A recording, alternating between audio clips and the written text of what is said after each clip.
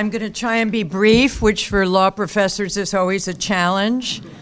Our introductory remarks made me a little sad. I have 3 children, and I haven't completely accomplished all the goals. When it comes to changing a light bulb, their attitude is, call Dad,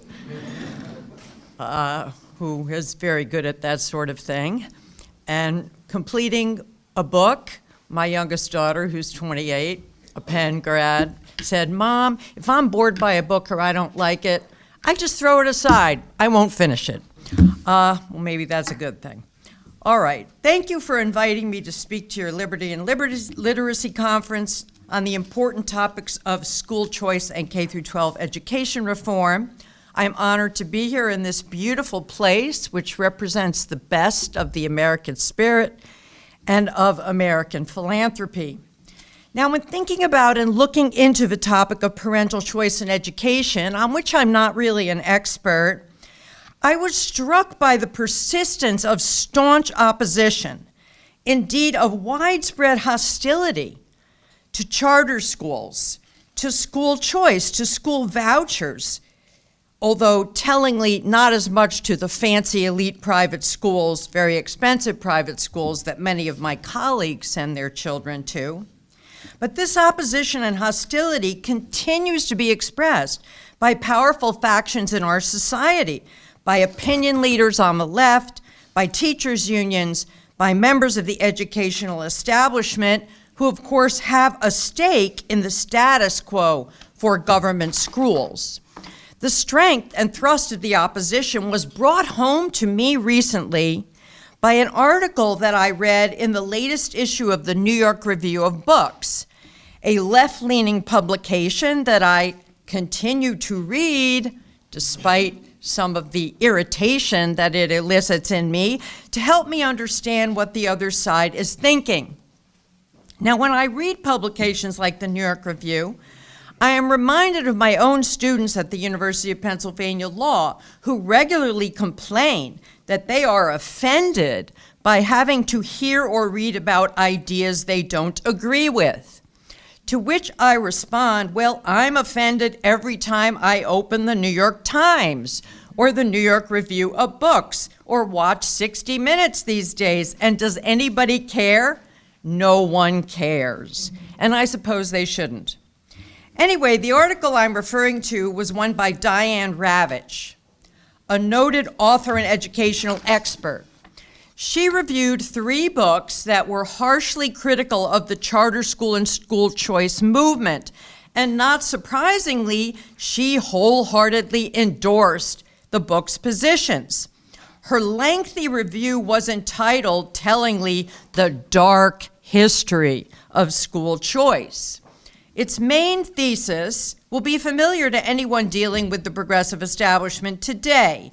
It goes all in for guilt by association.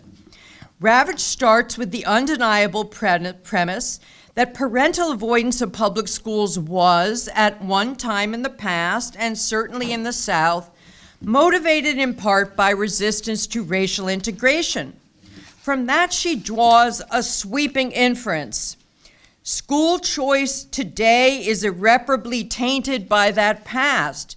Indeed, she asserts that its support is motivated entirely by similar dark motives. By definition, school choice is racist.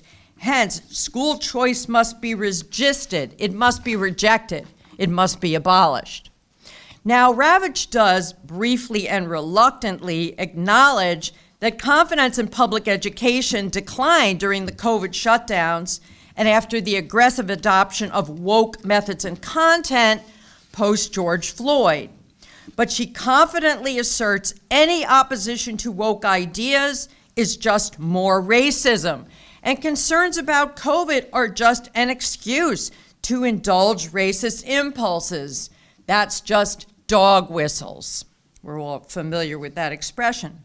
Nowhere does Ravitch take seriously the real failures and actual parental motivators, the decline in performance and basic skills due to the dogmatic abandonment of tried and true instructional methods, spearheaded by our partisan education schools, the embrace of socio-emotional learning and other therapeutic fads at the expense of concrete content, the loss of substance and depth in the curriculum, the flouting of family authority and privacy through the obsession with sex and gender, even from the early grades, and the tilted, tendentious, and narrow focus on the persistence of so-called white supremacy and the evils of our country, of Western traditions, our racism, our crimes, as opposed to our signal accomplishments.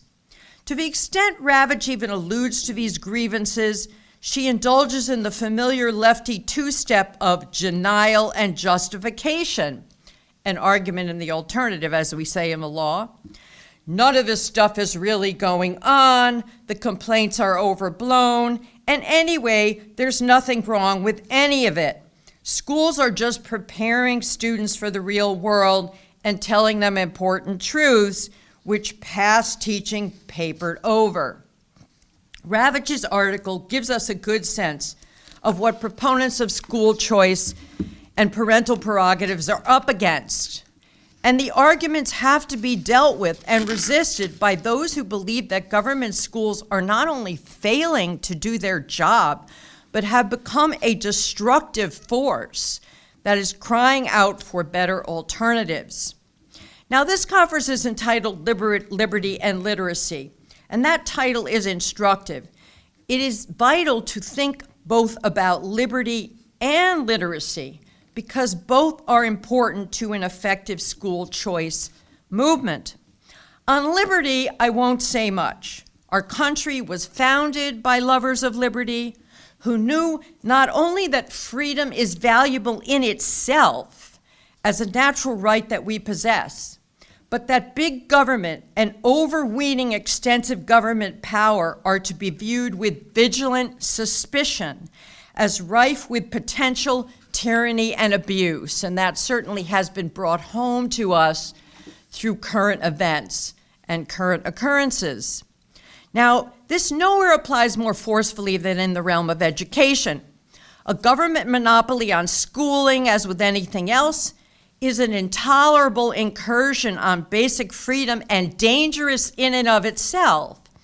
And of course, the situation we face today with government-run schools, where too many have turned into ineffective, politically partisan propaganda machines, well illustrates this danger. But it is on the literacy front that I want to focus in the short time I have left. And I use that word broadly to mean the substance of what our children should be learning in K through 12 and what we need to teach them. To my mind, K through 12 education as a whole desperately needs a dramatic overhaul, both in the nature and extent of its mission, how it perceives that mission, and in what is taught. Right now, we have a K-12 curriculum, not just in public, but also in many private schools, that is larded up with partisan, age-inappropriate, and unnecessary subjects and lessons. Today, K-12 schools try to do too much and end up doing almost everything poorly. In my opinion, they need a much narrower footprint and focus, a more modest and well-defined set of objectives. First, let's talk about sex. In my view, everybody loves to talk about sex. There should be no instruction on sex or gender in the schools, save the most basic mechanics of anatomy and biology, and that introduced sparingly. Why is that? Sex is always moralized in every society that has ever existed. It is never neutral. It is impossible to present it in a so-called nonpartisan way. Why is it? I have to explain this to my students. Because the realm of interpersonal and sexual and reproductive relationships is fertile ground for exploitation of the weaker by the stronger. And therefore, that requires a moralized civilizational response. For reform on this front, we do not need to reinvent the wheel. We already have a model. It is one that prevailed widely and was accepted without question in its time. Consider my own public schooling, my K through 12 experience. I was educated in Troy, New York, upstate New York, in the 1950s and 60s. I hold my own schooling up as a model to be emulated. That's why I call my approach radical reactionary. Radical because it is a distinct break from present practices, and reactionary because it looks to the past, a time when some things were worse, but frankly, some things really were better. And of course, the word reactionary is a weaponized term that is thrown around as something negative. I don't agree with that. Our schools need to go back to respecting parental authority and prerogatives in the highly moralized area of sexuality. They must abandon the field, in my view, and leave this issue to family and private civil society. Now, this is just another example of how public education needs to shrink and narrow and have a much smaller footprint and, to use the current parlance, wheelhouse, right? They need to have a smaller wheelhouse. And this is especially important today in the area of sexuality, ironically, because there is even less agreement now than in the era decades ago when schools avoided the subject and realized it was not their place to address it. And of course, I remember when I was in K through 12, if the topic even came up, and frankly, it never did come up because somehow we got the signal that it was off limits, our teachers would blanch and say, ask your parents. All right. The practice of avoidance should also extend not just to what is presented in the classroom, but also what is included in school libraries. That is proper curation, not censorship. Yet that word, censorship, is thrown around by the mainstream media as a form of gaslighting, a propagandist misnomer that the left has thrust on the rest of us. And propaganda is powerful.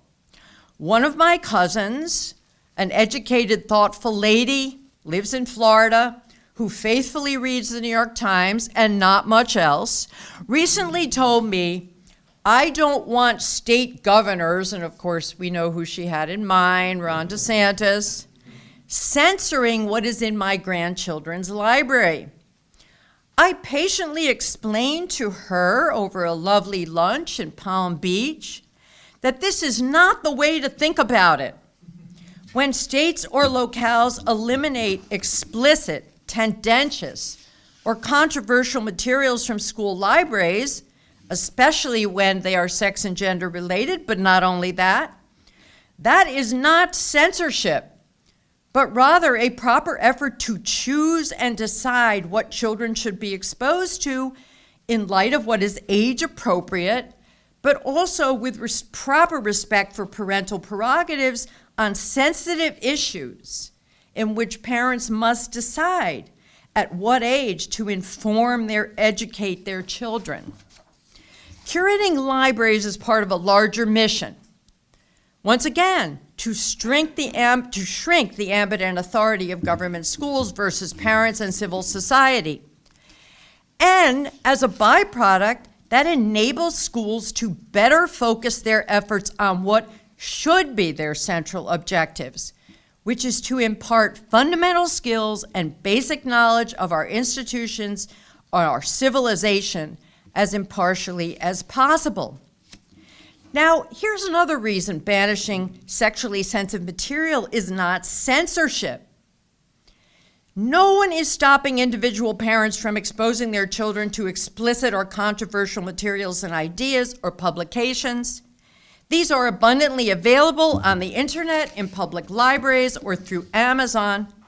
And parents are free to teach their own children all about gender fluidity, how boys can become girls and girls can become boys, how to put on a condom, or how to pleasure partners of either sex. What parents and schools do not have the right to do is expose other people's children to these concepts and materials. That is not censorship, once again.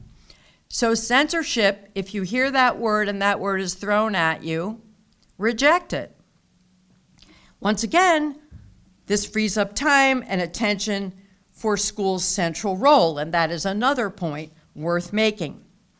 Which leads me to the second big point I want to make, which is that we should strive to achieve far more balance in preparing our children for citizenship in our democratic society. And in my mind, what does that include? Well, I am a law professor. So I would like to see our students and my students, who are elite, well-prepared students by and large, I would like to teach them the nuts and bolts of our Constitution, our institutions, and our economic system, because those are all things in which they, despite how expensively educated they are extremely ignorant. And the key word is balance. Specifically, children should be taught that the United States and Western democratic post-Enlightenment societies that spawned and contributed to the success of our system are not uniquely evil. That slavery, racism, and exploitation have been common and widespread worldwide and throughout history and over different cultures. Now, this is not taught today. This is verboten, right? For example, Indian and African tribes were not very nice to one another. Violence, war, and appropriation are the way of the world. And without ignoring our history of slavery and discrimination, the school should de-emphasize racial identity and grievances while conveying much more pride in Western accomplishments, which are now tarnished and avoided as forms of white supremacy. Young people today simply are not exposed to the extent of Western and European contributions, which are outsized and unique. They are not encouraged to admire and venerate their own culture and their own country for all its unique achievements, including, notably, the capacity for self-improvement, progress, and self-correction, which are virtually unique to Western societies. Every child should know that Western Europe was the first to abolish slavery. Finally, there should be far less emphasis, in my mind, and this is my opinion, on current affairs and controversies, and much more emphasis on basic skills like literacy and numeracy, but also on what I would call cultural transmission, on promoting understandings of our way of life and institutions. And here I would emphasize the founders. Indeed, I would probably have students reading the Federalist Papers in middle school and high school, because there is so much revealed there that students are unaware of. I hear, just for an example, because this has come up in my own courses, Madison, who is our reigning genius, right? He said something that people don't think much about. He said, in a democracy, there will always be faction. There will always be faction. What does that mean? It means that people, if they are free, will always disagree. There will always be dissent and disagreement, and no democracy can survive if it does not learn to negotiate disagreement in a way that does not result in the canceling, destruction, and eradication of those who oppose you. Right? Now, look out in the real world, the rest of the world, and you see that that is the modus operandi. Take Syria, for example. Will Syria ever have nice things? I'm pessimistic, because their attitude towards political opponents is kill them, jail them, eradicate them. There is no loyal opposition. Right? And when progressives in our own country say, if only people were properly informed and educated, we would all agree, that is dangerous. That is a very dangerous thing to say. Okay, so although we want to prepare students for citizenship, K through 12 should not mainly be a debating society. Right? Despite widespread assumptions to the contrary, young children and even high school students, indeed even my law students, as I know from experience, are not really equipped to deal with current issues in anything like a sophisticated way. Rather, we have to develop the skills that will enable them to do those things at some point, right? And once again, if we don't teach the controversies or highlight teaching the controversies, we will free up time for what we should be doing, practical and useful subjects that have been lost in the shuffle, and we've already heard about those. Home economics, basic plumbing, repairs and household management, finance, personal finance, which ought to be a part of the curriculum because everyone needs to know these things to function in the real world. Now, how can these reforms take place? It's not an easy task. The federal government has limited control over local schools, and indeed, they should have limited control. That's how our system is designed. That's called devolution and decentralization, and conservatives regard that as a virtue, right? So even though the Department of Education, soon possibly to be abolished, can try to effect some changes through its funding powers and the money that it funnels to schools, and maybe this potential should be better utilized, that's really not where the action is. The action is in state departments of education and in school boards. Now, the downside of this is, to channel Oscar Wilde in his remarks about democracy, it takes too many evenings. But as governors such as Ron DeSantis in Florida has shown, there is tremendous underutilized potential for K through 12 reform at the state level, coming from state departments of education, to return K through 12 education to what it should be. Let me throw out a couple of suggestions here, and then I will close.